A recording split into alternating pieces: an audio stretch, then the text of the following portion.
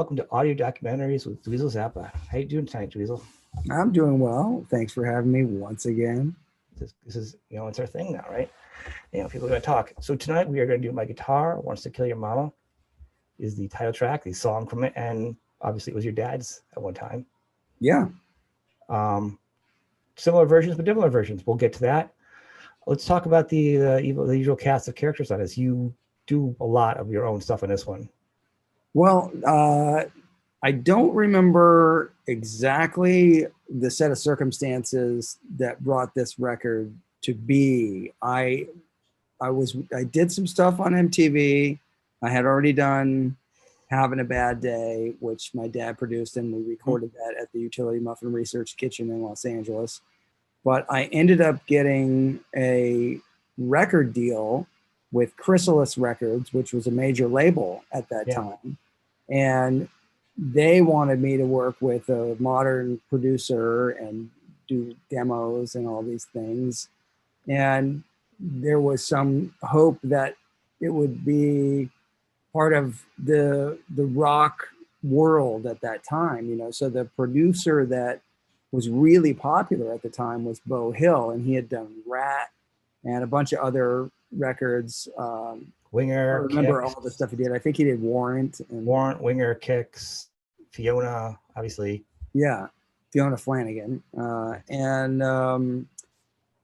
So I ended up working with him, and I knew the guys in Rat, so there was a chance to get Bobby Blotzer, who's the drummer in Rat, who was the drummer in Rat, and he came and played on the record. But I had also, because of that whole connection with Beau Hill, I played on the Winger record. I did a session in New York where I played on the first Winger record. They did a version of Purple Haze, and I played a guitar solo on that. And that's right, I do. Oh my God, I forgot that. So there's all these connections in the metal world, and I'm thinking that I think Having a Bad Day I recorded in '86. So I'm thinking that I started this one in '87 or '88. I think it came out in '88, but it's what I read was recorded July '87. It says recorded July '87 to September '87, came out in '88. Does that sound right? Pretty much what I just recalled. So yeah, and we did it at the Village Sound Studios in Los Angeles, where a lot of big records were made, Fleetwood Mac and some stuff. But my dad worked on Joe's Garage at that studio. So lots of different kind of history going on. But Steve Smith from Journey also played drums, and Terry Bozzio played drums. But when you listen to the record now, there's so many triggered drum sounds. So the actual character of the drum sets don't really exist in these recordings because it's masked by the production style of the time. So one of these days, maybe I'll dig up the master tapes and see if there's a reason to do some sort of remix or revamped version of the album. But I don't know if I'll ever get around to that. But it would just be nice to hear the real drum sounds of Steve Smith and Terry Bozzio, etc. Well, they're all very different personalities.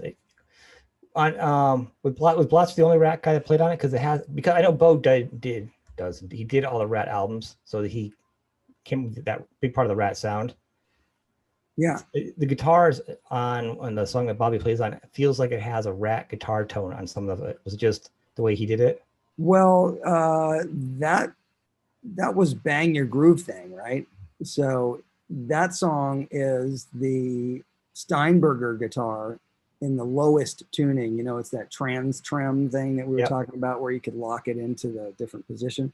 So it's the lowest pitch, and the strings are super floppy. So it is you. I didn't know if somebody else was on it, like Warren or something. When I was listening to him, I'm like, God, I know Bobby's on it, but I have Beau produced it. I'm like, it can sound. I know you've had Warren on your album, so all right. Yeah, he didn't play on that one. He ended up on the next one. On funny. Let's actually start. Then first song is Her Eyes Don't Follow Me.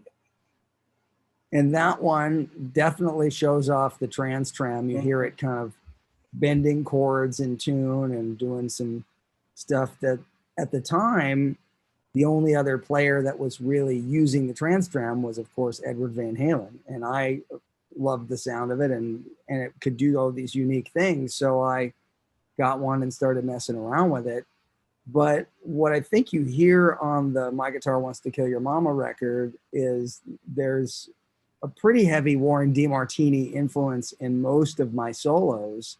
And I sort of go a little bit away from the Van Halen style influence in some of the guitar solos, but particularly I think on Her Eyes Don't Follow Me, that one has some of the, at the time I was holding the pick and doing the Randy Rhoads, Warren DeMartini style of picking, where this part of your hand is not relaxed, it's more rigid, which gives you these like real quick, and George Lynch also plays like that. It gives you these real quick stabby things that you can do with the pick because of the tension in your hand. So you can do things where you play 3 notes per string or 2 notes and a hammer on, and there's just a lot of force that is involved in the picking that way. I've since changed totally where this hand is super relaxed, and sometimes I'm even using these fingers to pick out some notes, and there's kind of some sweeping and some economy picking in it. But at that time it was much more that rock, Randy Rhoads, Warren DeMartini kind of thing, and you can really hear that in the bursts of the fast parts. That's that kind of picking. And it's kind of funny for me to listen back to it, which I don't think I've heard the record in maybe 20 years, but yeah, listen, it's a good album. Yeah, but the guitar playing, from what I recall, was definitely, you could hear a big difference between Having a Bad Day and My Guitar Wants to Kill Your Mama. There was a lot more new ideas, and there was growth as a player, and there were some textures in the sound. I even used my stereo Ripley guitar on the song Before I Get Old. That has that weird sound that starts off where it almost sounds like it's a keyboard, but it's a guitar, which has, the pickups have this ability to have independent string panning, but that can also have independent distortion that comes from the electronics in the guitar, but it's not the kind of distortion that you would hear on an amp or a pedal. It's kind of this polytonal sound, and it's not a great rock, like when you think of distortion, you think of like, power chords, the right. Who, or anybody that's doing like massive fuzzy and fuzz tone kind of stuff. But this is almost more keyboard-esque, so it's a weird sound on there. But yeah, Her Eyes Don't Follow Me, I think, it's the first song on the record, so it sets up the sound of the record and the playing on it. And you hear a lot of background vocals, heavy duty background vocals on all the songs came from Nate and Paul Winger, who are the brothers of Kip Winger from the band Winger. And Beau Hill, I think Beau might have sang as well with those guys. But yeah, it's a lot of stacked harmony stuff that they did. It feels, the album, it's cohesive, and it feels like it's the most set commercial. Yeah, the other albums have a little more eclectic. Each songs are a little more different. Yeah, So Beau really made sure there's a common theme through all of them. I think that was kind of one of the things that he brought to the table, but also that the record company wanted, because I think that's just a thing that they look for is, okay, let's give them a flavor, but let's not go too far in either directions past whatever that decided flavor is. Yeah, so it's kind of like vanilla with extra vanilla. It's not. It's not Neapolitan with the flavors in it. It still sounds like you, but it definitely feels like it's definitely more of Chrysalis. I was looking at a question if they were trying to really kind of hold you to a little more of a commercial feel or more of a poppier I sound. think maybe that was the goal. It's so long ago. I was 17 when I made the record, and I think I was 18 when it came out. Insane. Yeah. I love the tone on this on it though. The guitar is just like one of my favorite top 5 riffs that you've done on all your albums is the coolest guy in the world. I love the sound of that. I love the riff. Cool. It's the lyrics. It's like the best song. Well, thanks. It's funny because, you know, growing up, I liked Elvis's music. I liked Elvis's movies and stuff. They were fun. But, you know, you get older, you see the stories of the things that he was up to later in life. And, you know, depending on how much of a conspiracy theory person you are, you find out his dealings with the FBI and his dislike of John Lennon and trying to get him kicked out of the USA. And so it's like, you know, a song intended about the positive elements of a guy like Elvis and some of the generosity that kind of went with some of his things. You know, that was the genesis of the song. But then, you know, the guy, like anybody else, he's got some other areas that might, if you put it under the microscope, you go, wait a minute, something's up here. Yeah. So, you know, later on in life, you go, well, coolest guy in the world? I don't know. Maybe not, you know? Yeah, I agree. I'm more of a younger Elvis fan. I grew up on Elvis my whole life. Yeah. Family, older members. I'm more a fan of his behavior when he was younger. He started getting older, things got kind of squirrely with him, you know? Yeah. But the tone and that guitar and the thickness of the riff, is great. That was all. I was using Mesa Boogie amps at the time. It was before they did any of the rectifier stuff.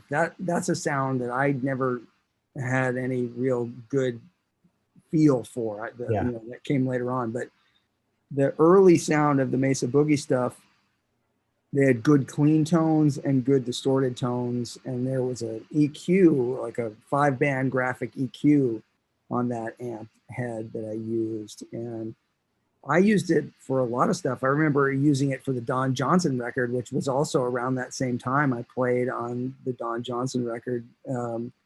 But it feels so thick and chunky. It just feels good. It was a good sound. And I remember I was playing the Charvel guitars. I had the green guitar and I had the Madonna guitar as the main guitars. The watermelon guitar might have been used on some stuff, plus that Ripley guitar and the Steinberger guitar. Those are the main ones that I remember from that time period. So, third track, My Guitar Wants to Kill Your Mama. Now, you didn't do it, obviously, note for note for your dad. Did we go for the second track? Did we skip the second track? No, the coolest guy is the second track. Okay, cool, yeah. I didn't remember the order. Yeah, I got everything. We're rocking. Well, the coolest guy in the world, also originally Charlie Sexton sang a bunch of parts in it, and then there were, I guess the record company or his record company didn't want it released or something. I don't know what the deal was, but you can't hear him doing any of the harmonies or the things that he did on that track. But there's a couple of times you might hear him in the background for some of the background vocals. We just couldn't have him with the lead vocals. They somehow disallowed that to take place. Well, that's another thing you're going to have to add if you do the drums. You have to push up his vocals. He's got a good one. All right. So what was your take when you decided to do My Guitar Wants to Kill Your Mama? Because originally you said your other album that you did not done. Frank had no help. You know, you kind of stayed on the other album, how little Frank had to do with the album besides producing it. So this time you actually did one of his songs. Well, this was a song that he was doing around that time in a rock style. Mm-hmm. And I think it came from Warren DeMartini used to come to the house and we would play guitar. We would talk with my dad and stuff. And so some of that kind of hard rock riffing stuff ended up just showing up in his, or I think in his arrangement of My Guitar Wants to Kill Your Mama, the one that he was doing. But I just took that and I made it even heavier, a little more rock of the time. And it was like a drop D tuning. And it was, I'm thinking maybe I just used the Steinberger and just dropped the whole guitar down to D. So it was standard tuning, but in D.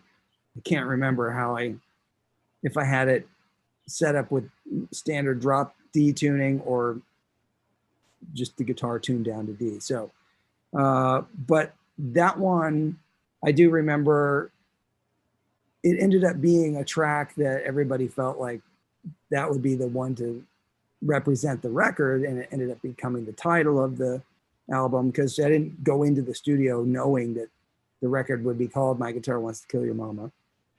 But when we did end up doing that song or making a video for that song, that was one of the most fun videos I ever got to work on, because it was like a 50s exploitation movie, like teen exploitation movie, where it has all of the silly, things of the time, and we got Mamie Van Doren, who was an actress from 50s films, and the John Santucci was her husband, and he's like the real crime boss looking guy.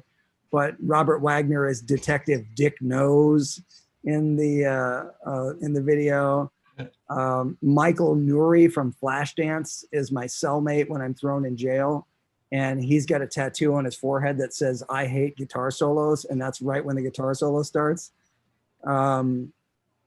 The girl in the video is Machen Amick, and that was her very first gig. I found out that was the first thing she ever got professionally hired for, but she went on to become a well-known actress and was on Twin Peaks and a bunch of other big things that she's been in. But it's funny that it started there, and her character's name was Baby. So there's all these really ridiculous things that happen where, I'm driving a car and I hit some trash cans, and then I supposedly hit a pedestrian, and you can see that it's clearly like a straw person, and it just goes flying. It's, like really bad special effects. And it was a fun video to make. Jeff Stein, who made the Kids Are All Right movie about The Who, and made a bunch of really popular videos in the 80s. The Cars, he made a few for the Cars. He made that Tom Petty one, that's the Alice in Wonderland style video. So that was a really fun video to work on, and it sort of brought that song to life in a different way. Totally did. All right, I'm gonna close my window real quick. Sure.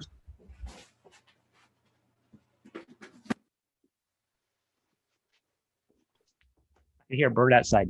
This nature stuff is getting me, Dweezil. I have to move to the city. I didn't hear any bird, but you know. I got my hearing aids in now, so I'm like so alert to any sound now. I'm like, it could be perfect. Next time it's gonna be a cryogenic chamber I'm gonna be in. Yeah. I'm getting obsessed about it like The Simpsons. Yeah. Well, right.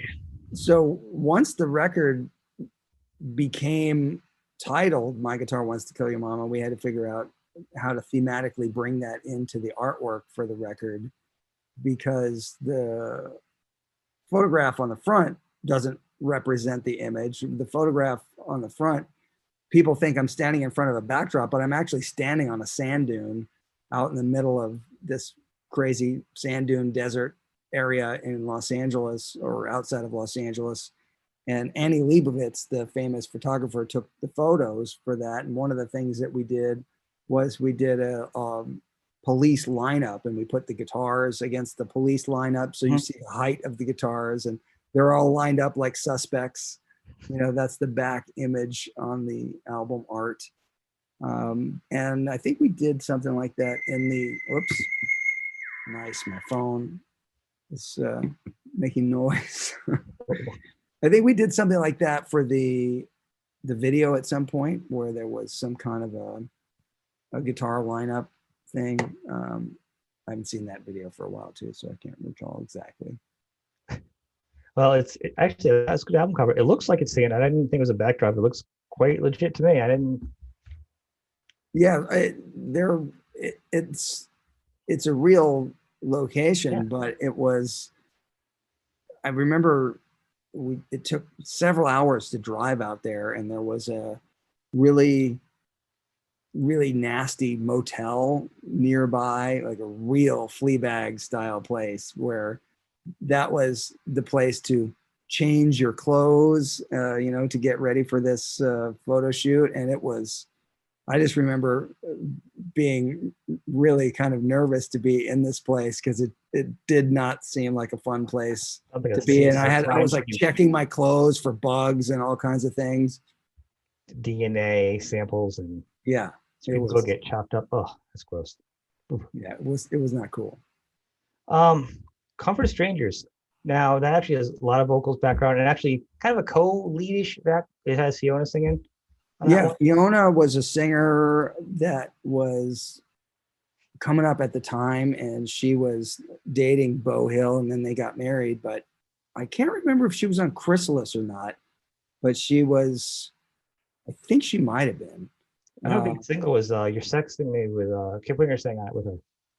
Yeah. So, this like little group of everybody who's helping each other with different songs and whatnot. But she had a great voice and it was fun to have her on there. It's a really great dynamic too, because he really brings your voice out kind of deeper and she's high. It's really works good. It's a nice song too.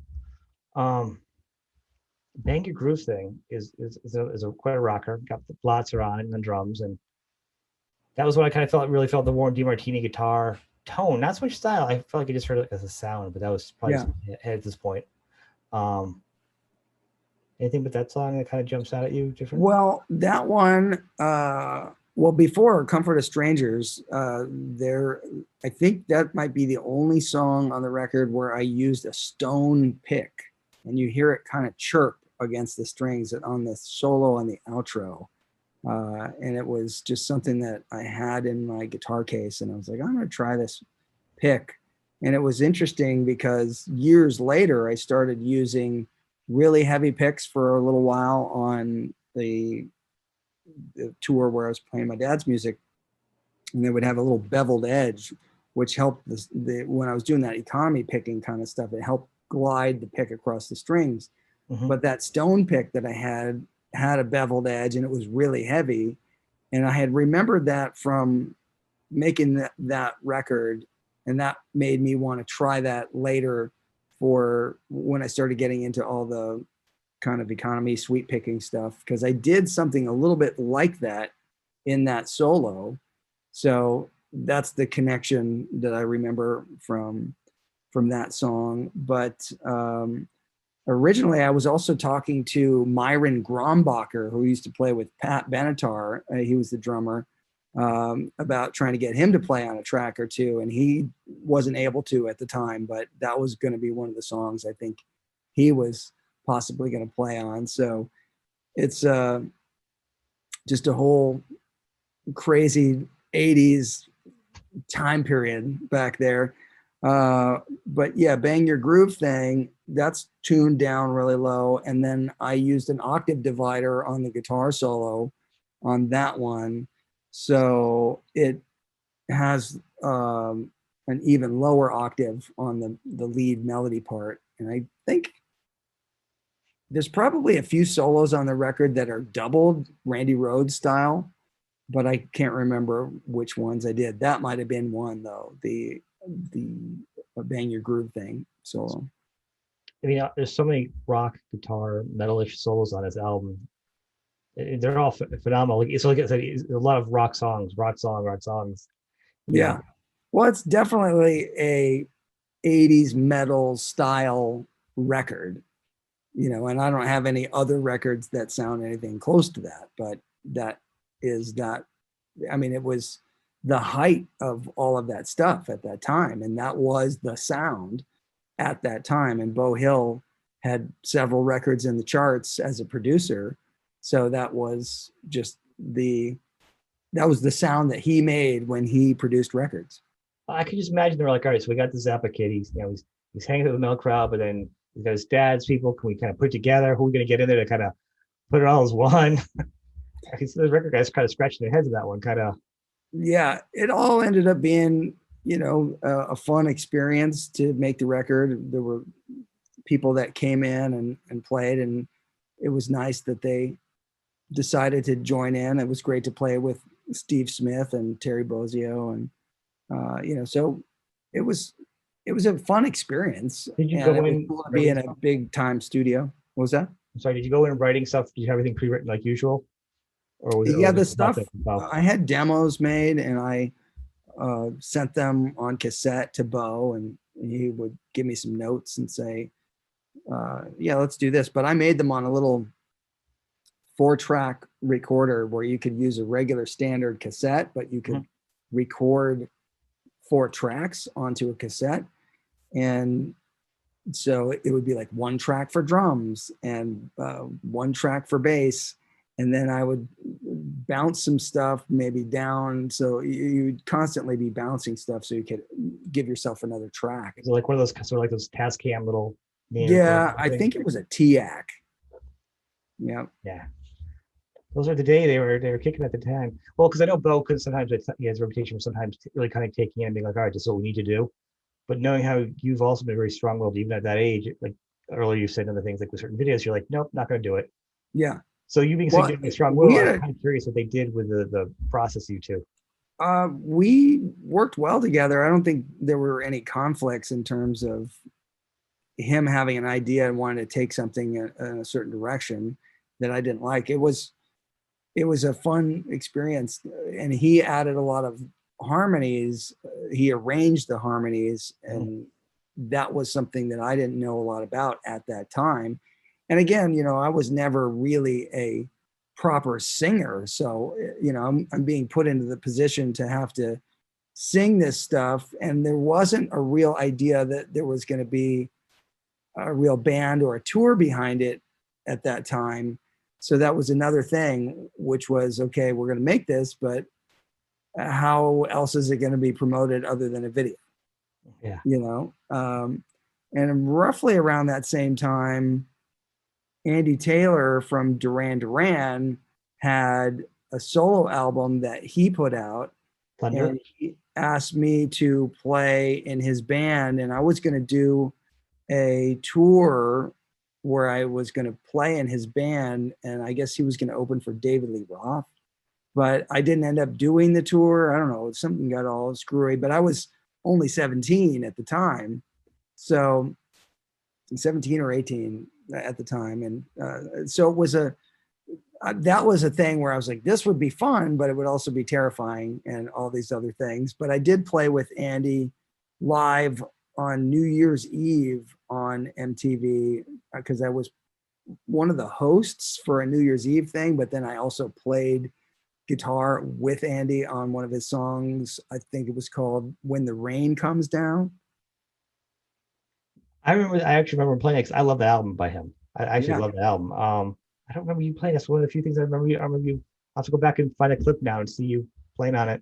So I actually remember that. Yeah, I didn't play on the album, but I played. No, but I was saying the live thing. I don't remember you being in the. I remember him because he only played it. He only did a few things himself solo, really, too, at that time.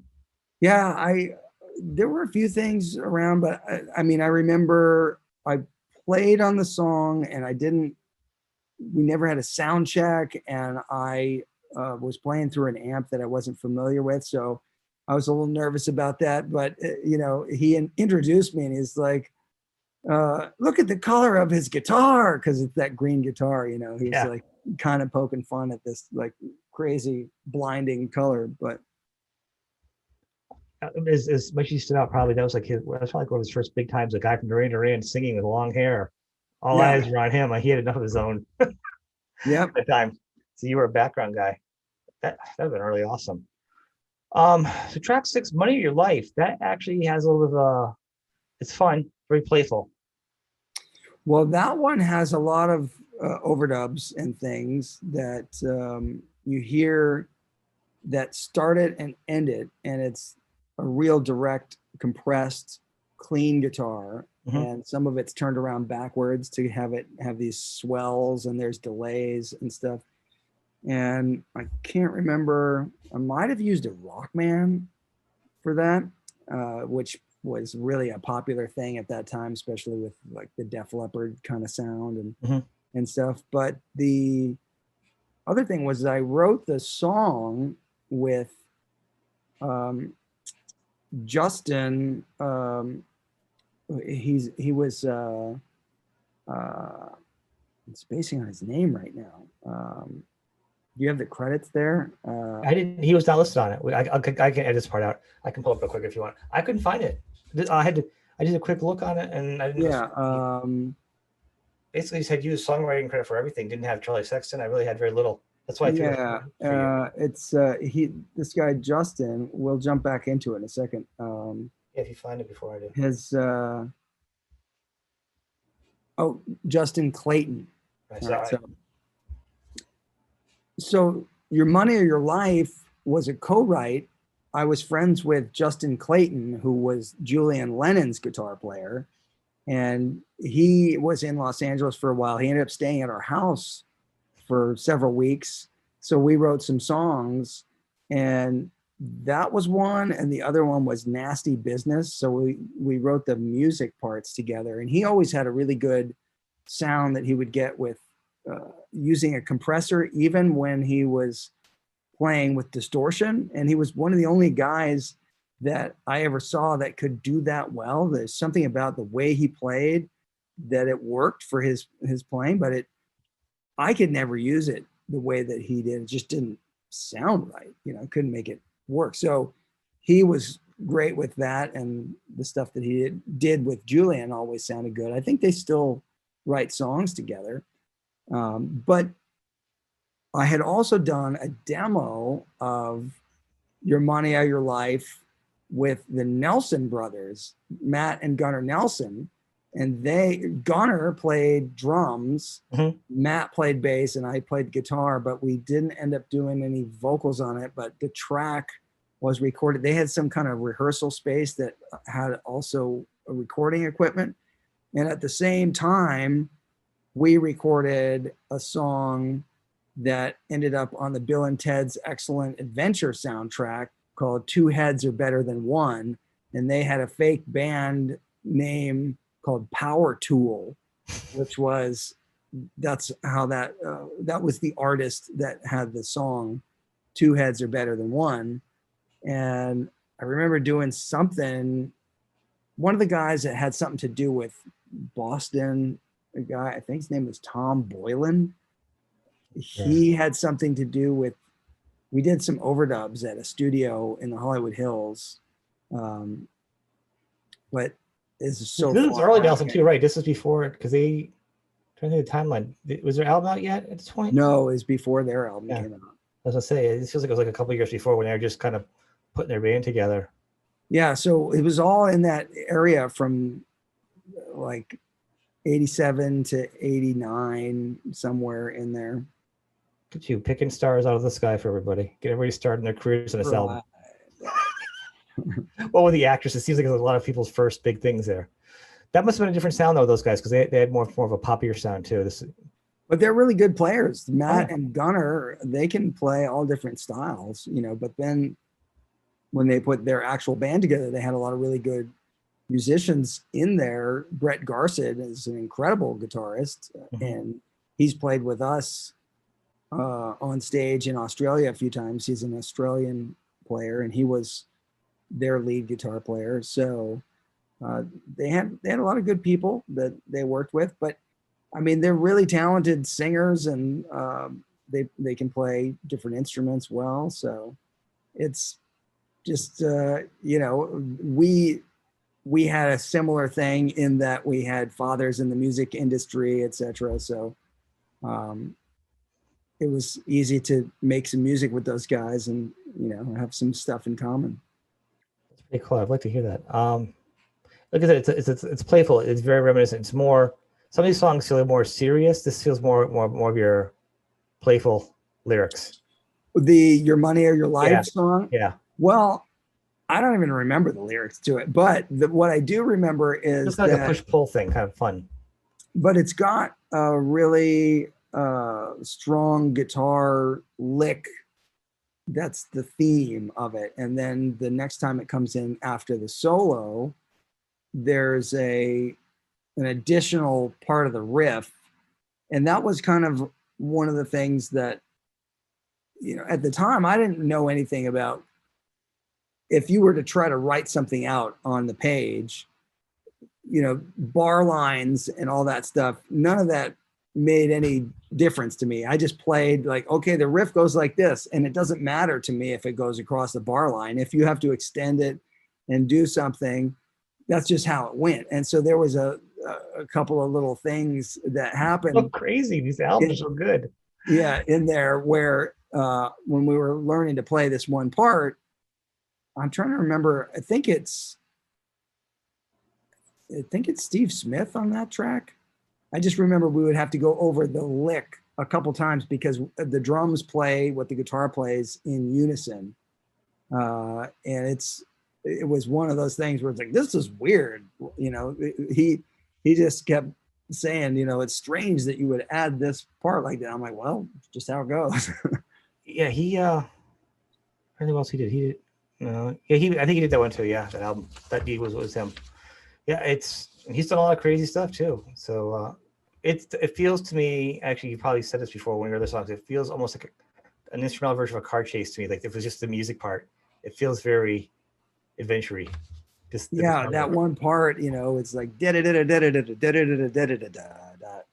part that it's kind of just got this like rolling triplet kind of thing. But you know, it's frantic chase energy. I love it. At the end, and then it kind of just has this crossfade where it goes back to the really clean sound. It's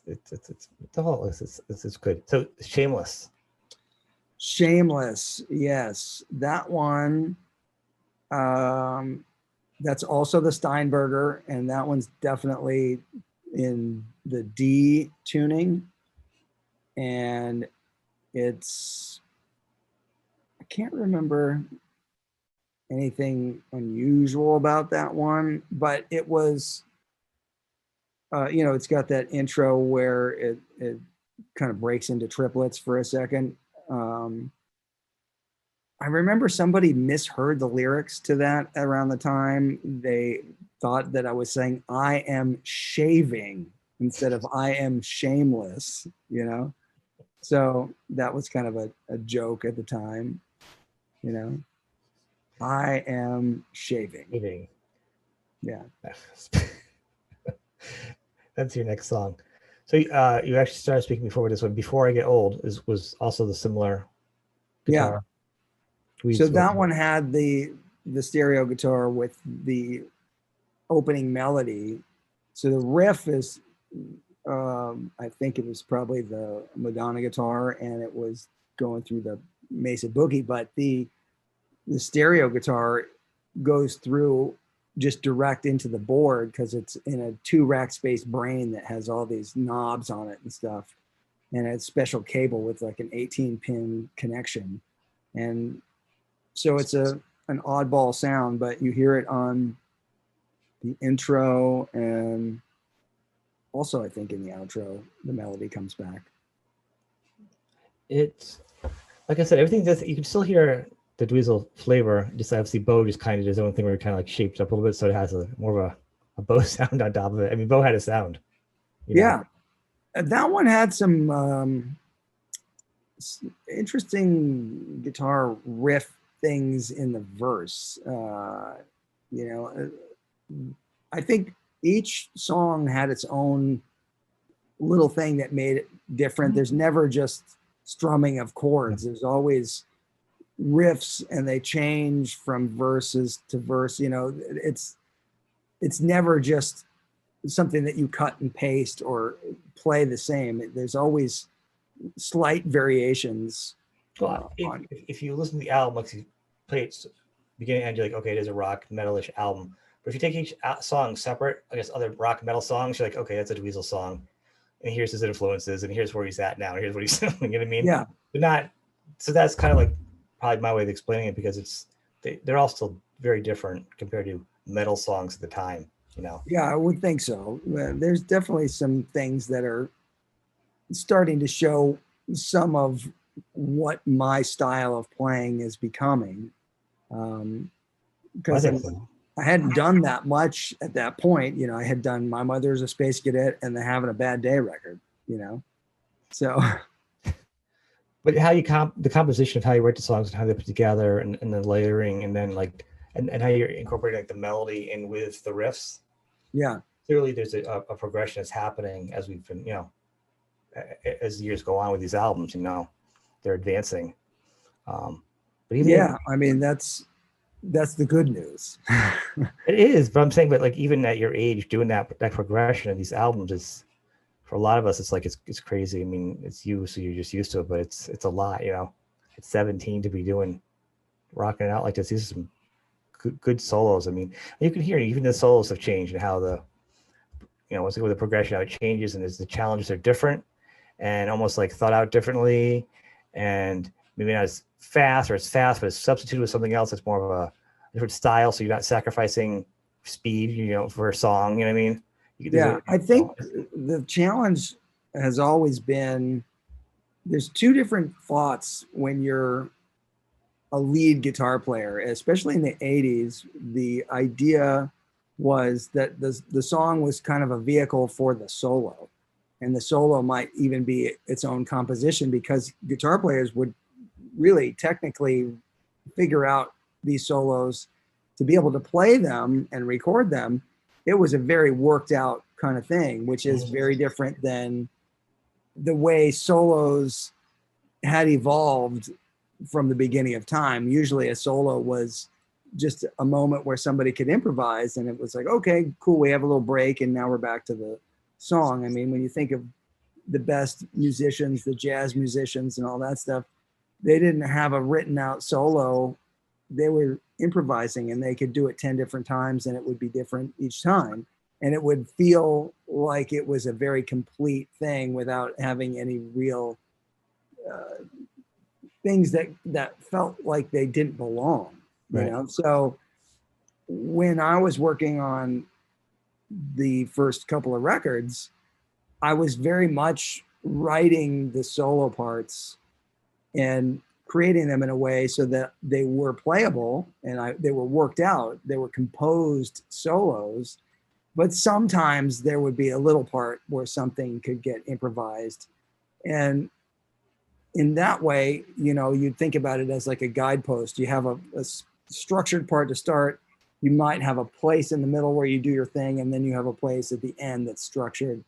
And that kind of playing, for me, evolved a lot over the years, to the point where when I do stuff where I'm playing my dad's music, he was the opposite of that kind of guitar player. He was completely make it up in the moment, spontaneous composition. He would listen to what the other players were doing, and he would respond to the music in real time. And it was about using his vast vocabulary to tell a story. And it took years and years and years for me to be able to develop a vocabulary that would give me access to be able to improvise in that way. So I still use guideposts sometimes, where I'll play a specific part that he might have played in a solo, and then I'll have my own stuff, and then I'll go back to the guidepost. But that's the thing that's interesting, is now if I was to make a record, if I said, okay, I'm going to make a record tomorrow, I would probably split the difference. I would want to have the fun and excitement of being able to come up with something that's tricky, that's very specific to play, that's a real intended solo thing, like was, you know, popular back in the day. And I would also want to have the opportunity to just play a solo off the cuff and see if it gets that spontaneous, magical kind of feel that happens. You know, both are viable and both are fun, but the studio is tricky because if you don't have some rules where it's like you have to make it through without thinking too much, which you get from being in front of an audience. You just are like, okay, we're doing it, we're going. Right. You know, that's a different headspace to be in. In the studio, you always have in the back of your mind, I can fix this later. That wasn't so great. I know I'm going to redo that. But you have to be able to, in the best set of circumstances, get to a place where that doesn't exist in your mind, where it's like, we're just capturing it. And this is the way this goes. And that's what was amazing about bands like Van Halen, where they were rehearsed, but the stuff also sounded like it was very spontaneous and like it was happening right in that moment at that time. And capturing that energy is super exciting in the studio. When you get it, you know it, you can totally feel it. And that's something that I look forward to being able to do once I have a studio up and running. You know, I'll be able to have a sound laboratory where I can do that, work with friends and collaborate and do songwriting and production and all kinds of stuff. But it's going to be a whole new time and place for me to do music and do different things that I've never done before. What I would say also and add is one of the things with your music actually thing with Van Halen is there's something, obviously, especially back then, rock music was very formulaic, and you're not very formulaic in your pattern. And you listen to a lot of songs back then, and you could know intro, verse, solo, you know, chorus. Like you very much, even in this music, because if you listen to a lot, you know where stuff is.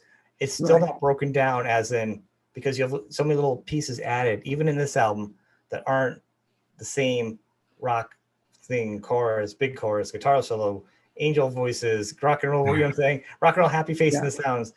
Even then, and was very similar to like what Eddie Van Halen would do in his music, where it still felt live, recorded, but what kind of loose too. Like you just kind of felt like, what's happening? Is something else, another little nuance here somewhere, you know? That's really always the end goal, is to have some unpredictable elements and a fun energy to the whole thing. And so I'm finally getting to a place where I'll have a space of my own to be able to capture that for my own stuff, but also start being able to work with other people and just see what stuff happens. You know, there's so many fun experiments that I'm looking forward to, from just trying different miking techniques to, you know, my knowledge of getting sounds is so vastly, you know, improved now as compared to when I started. Obviously at 17 years old, I didn't know that much about all of these things, but I've had a lifetime of working in studios and on tour and all this stuff. So now is the time for me to really experiment with all of the things that I've encountered on my, you know, tours of duty. And now, do you think that maybe, you know, so much, there might be a challenge of you being able to rein yourself in because you have so much sound knowledge now to record something like, you're like, what is my sound now? I've done every sound out there. Plus I can do all this stuff. You could just spend hours doing that. I mean, yeah, it's a huge rabbit hole, but the kind of stuff that I'm wanting to get into is, okay, if you have the technology of something like the Fractal, which is a digital unit that can emulate the sound of any kind of amp or speaker or effect, that kind of stuff, now I'll really be able to dive deep and make my own presets that I could create preset packs and have those for sale for people. So I could spend my rabbit hole hours, but I could end up being able to share these things with people who could just download those presets into their own Fractal.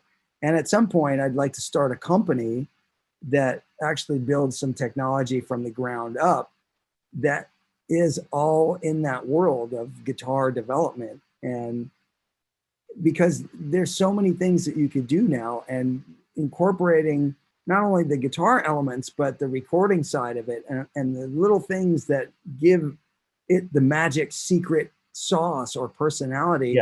They come from so many different parts of the signal chain, you know, from the mic pre, from the compressor, from the mic, to all these different things. So I think there's possibly a future in a partnership with some people to develop some things from the ground up, not just using the things that already exist, but taking some things to the next level.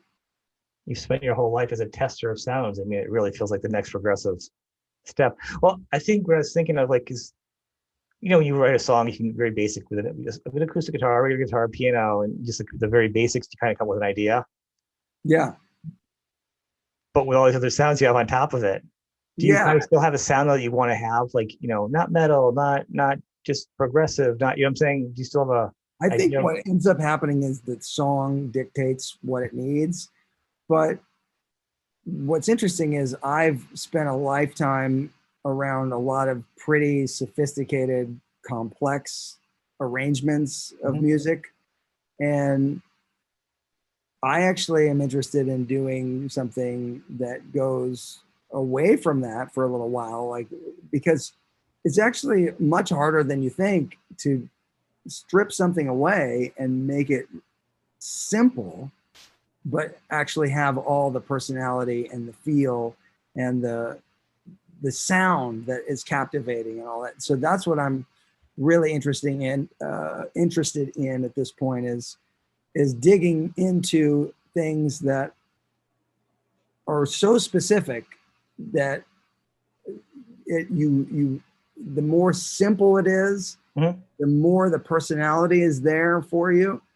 But the music has to be designed to showcase that sound and that feeling. So, you know, for lack of a better description, a band like AC/DC is incredible at doing something like that. The power of what they do and the way that they do it it's an incredible thing to behold. And the fact that they've done it for so long, but harnessing that kind of energy of a great guitar sound and just a simple setup.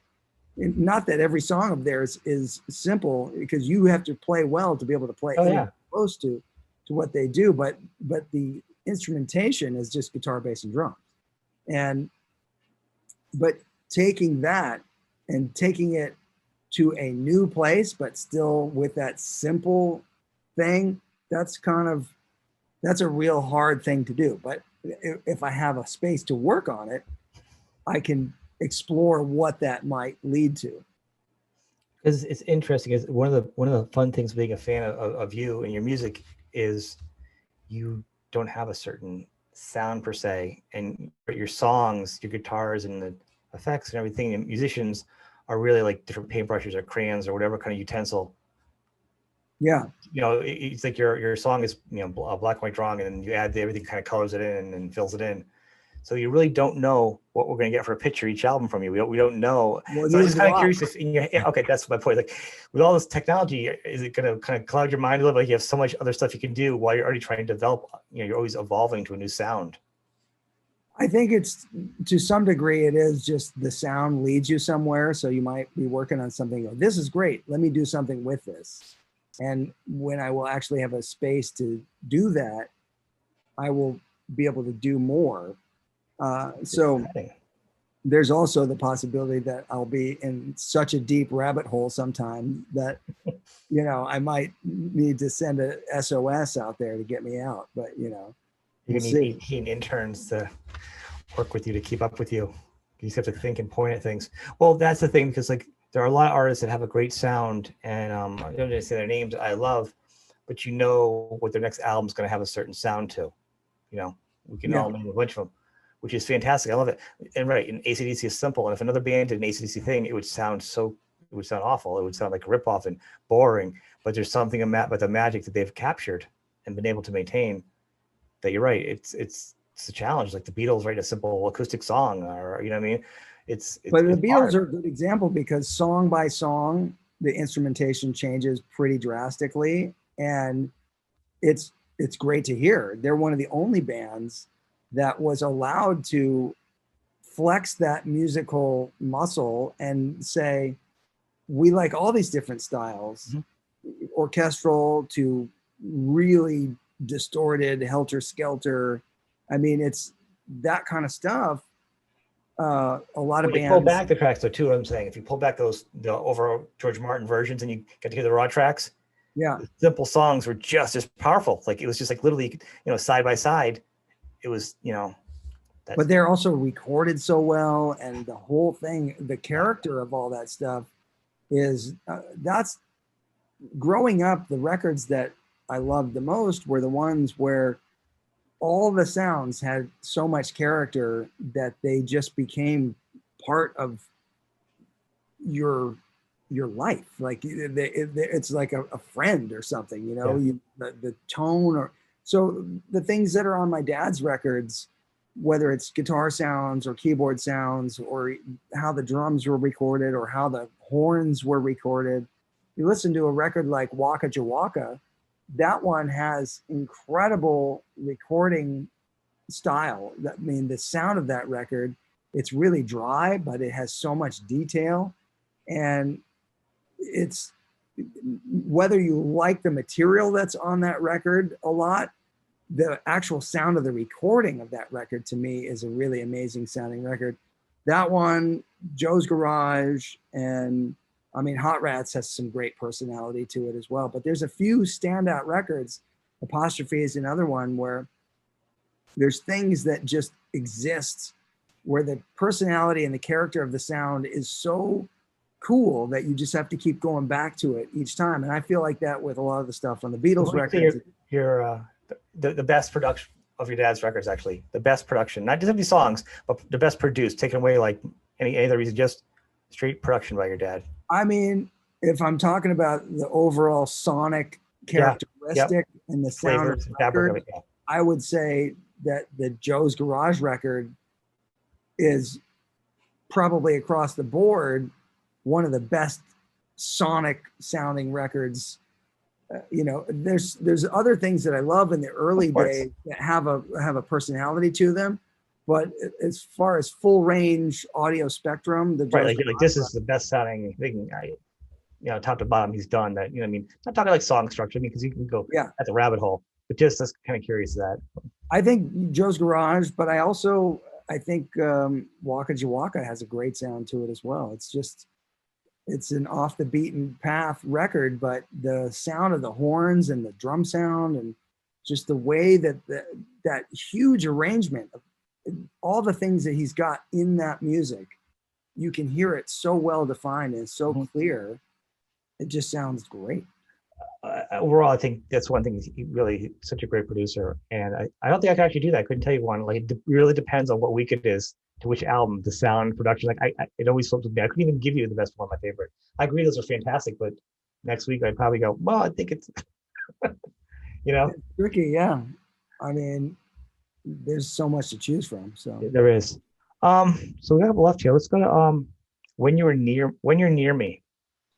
Okay, so that one I remember, it was a Kramer Ferrington acoustic guitar, which is an acoustic guitar that you could put electric guitar strings on, like really light strings, and it was in the shape of a Stratocaster. So you could play really high up on the neck, which I didn't do on that record, but it was, it also had a piezo pickup, so you could plug it in and you could get the electric acoustic sound out of it. I think we did a combo of that plus a mic on it. Mic'd up, it's not the most powerful sounding acoustic guitar that you could record with, but it was a cool guitar. I kind of wish I still had one of those. They're out there. Kramer made them for a while, but there was a builder named Danny Ferrington who designed that guitar, and it got licensed to Kramer. And that's the same one that Ed played on the song Dreams and some other things where he played acoustic guitar on some Van Halen records. That's okay. Is that so? What? Yeah, because you're not usually an acoustic guitar guy. So yeah, I don't have too many of them. In fact, that happened even putting on a song. Usually, besides, you don't usually have a lot of your songs with acoustic on there. So yeah, one of these days maybe I'll do more. Who knows? Please look up an acoustic album. There'll be some on the What the Hell Was I Thinking record. There's some interesting acoustic stuff on there. But yeah, When You're Near Me it's kind of a Beatle-y sounding song, and I ended up having to work out some harmonies. I remember Beau Hill had this little, it was about this big, it looked like it had a tiny little keyboard, like really you could tap out some tones. It had like, you know, I don't know, maybe an octave worth of notes on this thing. And so he'd be in the studio control room, and on the talkback, he would go, okay, somebody would hold the talkback button down and he would say, okay, sing these notes. And he'd play a little melody, and then I would have to, you know, okay, and try to sing it back. And that's how some of the harmonies were developed for that song. Because at that time, I really didn't know that much about triads or harmony or theory or anything. I was just, you know, I could just barely play guitar. So, you know, it was. It's funny you said, because this is probably, I think, one of your strongest like overall rock voice vocals. I really love your vocals on this album. Oh, thanks. Well, it was, but that tune was the one that showed, I think, some of that Beatles influence, but the arpeggiated guitar part is kind of tricky to play. It sounds like it might be not that hard, but it kind of is, and it has weird stretches because it's these shapes, and then it has picking, which has open strings in it. So it's uncomfortable positions to play. So it's not that easy to like sing and play that song. I was never very good at, I couldn't do it that way. I had to record the guitar first and then sing later. Well, luckily you weren't going to tour it anyhow, so you kind of like you do it piecemeal. You don't have to, you know, worry about performing it later on down the road. Yep. Live, you know. Yeah, it was really just. I felt like it was really just your rock vocals on this whole thing was just very. I don't know, like a deeper, like a raspier sound. He kind of pushed you through on this. I think is what I got. Yeah, definitely. You know, after singing for a while, you start to get some rasp in the studio. So you're kind of pushing your voice, and that was, I couldn't do it all day, all night kind of thing, because I don't have great singing technique to begin with, but that was the point, was to get a little bit of that vocal stress in there so that it had some character. It totally worked. I mean, because you do so many different types of music. So hearing you do like the really balls out raspy, pushing it, because you do have a natural deep voice. So I'm really pushing your raspy voice into that rock mold. It was really fun to hear you do. So is this, you actually mentioned this before, working on Nasty Business before with the other guitar player. With Justin Clayton. Yeah. So that one has some little counterpoint things. He was going to play on the record, but he left town, so I had to learn the part that he was playing, and so it still kind of ended up being the same parts when we had sat down and wrote the song together. But it's also got a solo in it where I do this chromatic thing, and there was some piece of equipment which I can't remember the name of it, but it was intended to give you this feeling of the thing spinning around your head in headphones. Mm-hmm. So the solo part where it does this chromatic thing, if you listen in headphones, it kind of spins around your head. I'll have to go back and hear it in headphones. It sounds great loud in my car, I tell you that, though. I remember driving once in Los Angeles and pulling up to a stoplight and hearing somebody blasting Coolest Guy in the World in their car, and just kind of laughing because they didn't see that it was me in the car beside them, and the guy's just kind of rocking out to it. That was maybe one of the only times I've ever had that happen, where I've heard somebody rocking out to my music in their car. That's pretty funny.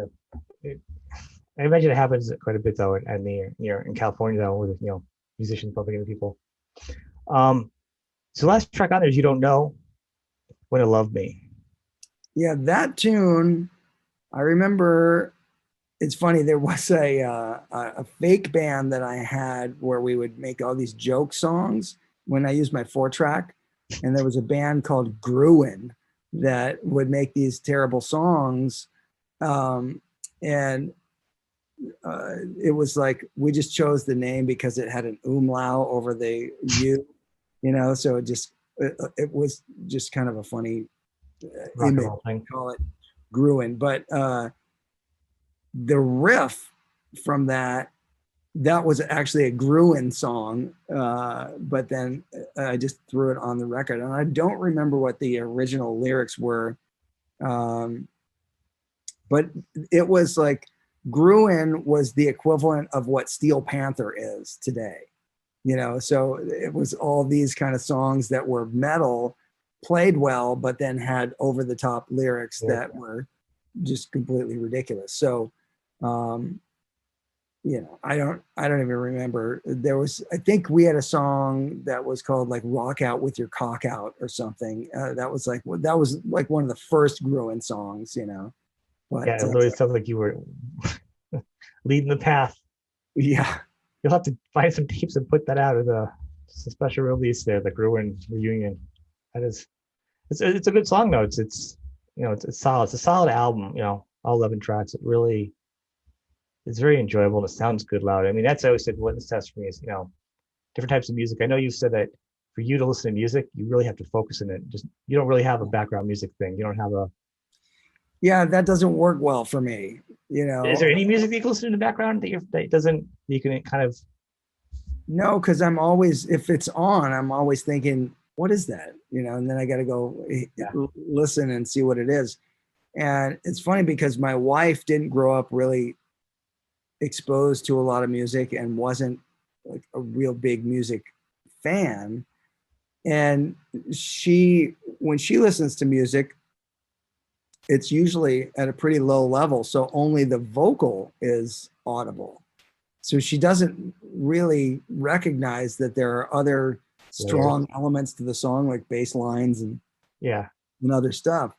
So whenever music's on in the background like that, at the level that she listens to it, that's the kind of thing that kind of drives me a little bit crazy, because it's like, I want to hear the rest of it. You know, if you're going to listen to it, let's like turn it up, you know? And I'm not going to turn it up to be blazing loud, but for me, a good listening volume where it feels good and it's like, now I can really feel this track, for her would be too loud, you know? So, and it's funny too, because she also, she will pick and choose things. And so she'll change songs quickly. And that's something that drives me nuts too, because I like, you know, if I'm going to listen to something, I want to hear the whole thing. You know, I like to really immersive. It's like a whole album, like a Van Halen. That's why groups like Van Halen are the best, because you're packing a lunch. You're 30 minutes. You gotta say, well, you're involved in that moment of time. Yeah. So, you know, I don't like to skip around and do all that kind of stuff. Yeah, I better think a compartment where, you know, first also, is it good loud? Is it good in my headphones? Is it good to do yard work too? Is it good to, you know, I can do that. And then sometimes just certain music I just can't listen to, like that's so involved and intricate. I can't do that. You know what I mean? If I'm doing it like at work, I can't listen to you or your father's stuff if I need to pay attention at work. Yeah, I mean, I could work out and have music on in the background, because it's in that way it's kind of motivational, because the energy, like I could put Van Halen on and go in the gym, you know, and be happy with that, you know. Right. But I can't just be trying to write something or type on my computer. I can't do that at all. And I never could have that kind of distraction. If I'm writing or if I was doing homework, you know, the TV couldn't be on. I couldn't be around noise. I had to be only focused on what I was doing. That almost sounds like a condition, to be that intense about it. Yeah, well, it bothered me because it would make me start to hear what was going on and draw my focus to it, whatever that was. And then I would find myself reading the same sentence over and over and over. Like I couldn't get through a paragraph, you know? So I was like, I got to go somewhere where it's quiet so I can, whatever's in front of me is the focus. If something else is happening, it's like, you know, just took my focus away. There's actually one last song I want to talk about that's not in this album that we people have heard by doing the show. It's the intro to the theme song. Oh yeah, the song, I found it recently. I don't even remember recording it, but I was doing some songs for a music library called Extreme Music, and a lot of that music is on TV shows, cable TV shows, and all over the place. Some of those songs are from the Go With What You Know record, and but like a different mix than what ended up on the Go With What You Know record. But this song, which was called Bruce Wayne, and I don't even know why it was called Bruce Wayne, but it kind of has the feel of the Who plus punk rock, you know. So it's and there's, I don't even know how to describe it. It's just kind of up tempo thing. But when you're doing music for library music, there's these intended sections where you have breakdowns or things that have start and stop stuff, because for editing, the intended use is to have it have energy on screen. So for a car chase or whatever's happening, Right. so you have this kind of stuff. So that's what that song was made for. And there's a few different elements to it, but it was a tune that I don't even remember writing or recording, but I had played bass and guitar, and I didn't play drums because I'm not a good drummer, but a lot of that music, when I was doing that library stuff, I would just play everything except the drums. It's crazy because there are a couple breakdown parts where I'm like, that could be its own song. There's a couple sections where you can flesh out other whole pieces with that, and the guitar it's wild. It's got this crazy, almost feels like a Middle Eastern, and obviously people that hear it. And when I had the piece sent to me to make a little beginning, it's a little bit longer. It's like a minute or two. I don't know. Yeah. It's the whole thing. As a fan, I get this. I'm like, I never heard this before. I need to make an opening. I don't want to cut it. How do you edit this down? Because it's so good. It just like, because there's sections in it. So to try to find and represent the best part of it and not have a minute and a half, 2 minutes opening. Yeah.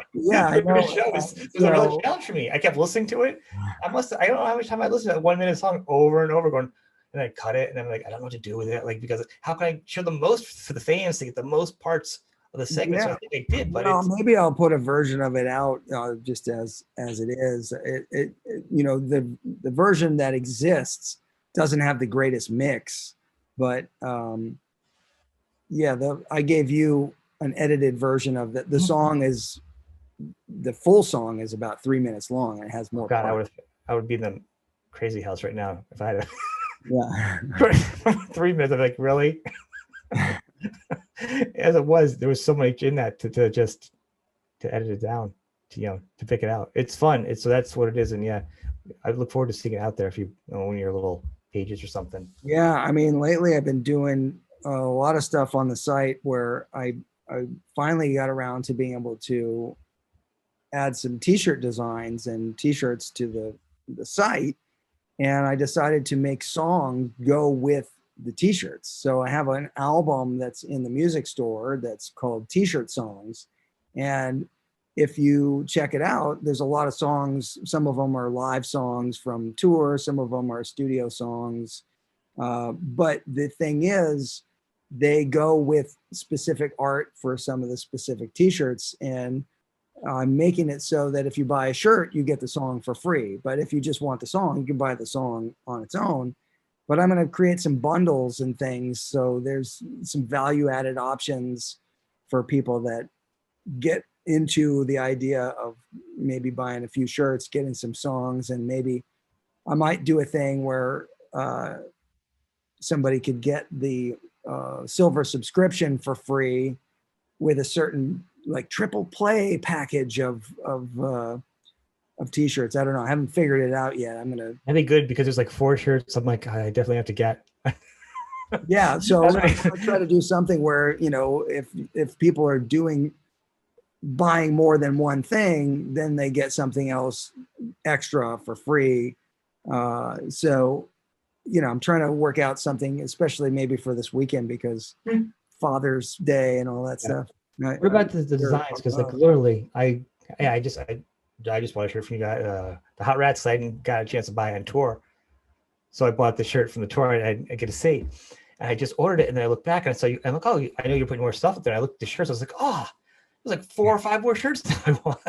Yeah, well, I think there's about 15 designs up now, so I'll be able to add now that the site is designed. My top list right now, like you're gonna kind of wean it down. You can't get everything this session. Yeah, well, but the thing about the way the merch stuff is working is that it's on demand printing. So I don't have to make hundreds of these shirts and have them sitting in a warehouse. They can be printed on demand when someone orders it. So it gives me the ability to create a lot more different designs to have available in the store for people that might be interested in different things and different colors and all that kind of stuff. So that's good. I like the ability to be able to offer more things. And because it's on demand, you don't have to worry about printing a bunch of things that you have to hold on to because you don't know if you're going to have the right sizes or if they're going to sell or whatever. So that's the tricky part about doing any kind of t-shirt stuff, is that you might have great ideas of things you want to do, but depending on the way you do it, it costs you a lot of money up front to manufacture, have it sit there, and then you got to ship it and all these things. And shirts that have a lot of ink, different colors, cost more to manufacture. So I think people don't know until they start looking into this kind of stuff. You know, sometimes they'll see the price of a shirt and go, well, why is that one more than this one? And sometimes it's because the fabric of the shirt. Sometimes it's because the amount of ink required, because the art has too many colors in it, and things start getting pricey. But when you get to selling stuff at a show, it becomes pricey as well, because the venue is always taking a substantial cut from the t-shirts. And you also are paying to have all of these shirts that are made that are then in boxes, they're on the bus, they're in the trailer. You have a person that you're paying to help set that stuff up and sell. So there's all these extra costs that go into it that take away from whatever you might be able to make as a profit from it. And so that's why, you know, people think, oh man, bands are selling shirts for so much money. It's like $45 or $50 at a show, where the band might only be making $5 on the shirt because of all the expenses that go into the whole thing. So that's a reality of the way that the whole business works, but people don't see that. They go, oh, they're making a killing, $50 a shirt. Like, not really. I've actually done the thing on shirt line online to look at, you know, oh, maybe I'll make them shirts my show or whatever. And I'm breaking it down, and I've spent like an hour looking at, what about this option? And you just see the difference in the prices. I'm like, oh my God. I just closed out of the site. I'm like, whatever. I'm just gonna go buy a Zappa shirt. Yeah, well, because the thing is, like, you know, depending on the shirt itself, the whole shirt without any art on it could cost you anywhere from $7 to $20, depending on, you know, what kind of shirt it is. Relax fit, 3 different types of cotton. You know, easy wicking, or what? Yeah, it's not a flammable. Yeah. So I mean, there's all kinds of options out there, but you know. It's just a challenge to make it affordable and have a good quality shirt at the end of the day. You think actually you'll I don't know, come up with any good numbers of this? Like, so say you're selling these shirts for a while, right? And you're doing this touring starts again. Do you think you'll get an idea? Do you think it'll maybe help you formulate maybe a couple tour shirts if you do that? I'm saying, like, knowing what people buy, you could take that data, or would it be maybe not? Yeah, it definitely helps. It helps, you know, learn what sizes we need to order, because that's one of the things that when you go on tour, you have no idea what sizes are going to be the most popular. Right. Black, large, extra large. It tends to be that you have to have some of the larger sizes, and those are more expensive because it's more fabric, it's more ink to go on a bigger space, you know. So it's always tricky. You never have what you need. You know, you're always like, oh, now we ran out of that one, we got to order this, and you order more, and then it's something else that you need. So it's really hard to stay on top of what that stuff is, because it's so random. It is crazy. The side just says a shirt. You like you buy something, like, oh, it's $15 for this shirt. You're like, oh, yeah, it's a small. We click on large. What? $28? Yeah. Because of the printing in it. It's the shirt itself. That's the nature of it. I mean, if it's twice as much fabric and twice as much ink, it can't be the same price to manufacture. You know? No, I agree. It's not just used just in general. I'm saying when you look at shirts and you look, online, you look at any kind of artist shirts. It's just how it is. Yeah. These has been fantastic. Learn a lot more.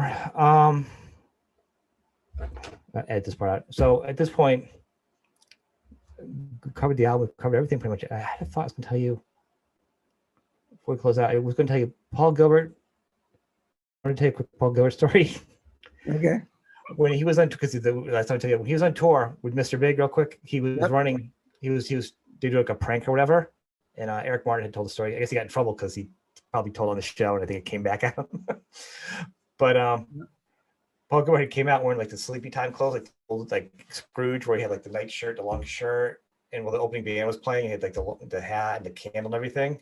Yeah. And I guess the girl in the band went up to him, and then she grabbed his outfit, the man dress, pulled it up over his head in front of everybody, tied it, so he's wearing like tidy whitey underwear, and then everyone's laughing, but then he couldn't get out of it. Oh no! So it was a prank gone bad, but it was, I don't know, it's poor Paul Gilbert, because it's just so tall and nobody could get to it. It was just like a hot mess of the poor guy. Yeah, that's not good. I've got Rollo over here. I'll bring him up so he can make an appearance. Come here, buddy. Glad I'm in. Come here, buddy. Whoops. We got a little internet star. Yeah. Rollo has been such a goofy little buddy. And I have a shirt that we had made a while back that was Rollo, and that was for the song. But I have one that has his face on it, and he's got a buddy named Rufus that we sort of turn them into a dynamic duo where we joke that they have a band and they're getting ready to make a record. So I might even put the Rufus and Rollo shirt on the site just for fun, because it's just it's a good title. Yeah, they should be writing children's books, It's like a cop show from the 70s. Yeah. Crazy, the big flat leather jackets, yeah. tan leather. Yeah. Is there anything else coming up big on the website? You got a lot going on there with either. I'm just working on putting together some concerts and things and finding some things. I found a performance of a song that we only played a few times, where I think this one was from a performance in Oslo, and I forget even playing it, but the solo that I played on it, I listened to it, I was like, that sounds nothing like anything I've ever played before. It's a really totally different kind of approach. And so I'm going to try to put a little mix together of that one, because, of the 1,000+ shows that we've performed over the years, there's a lot of different options in terms of solos and things. So I want to be able to make some more records that are the shut up and play your guitar style records, but I also want to have some things that are complete songs and rare songs that we hadn't played before.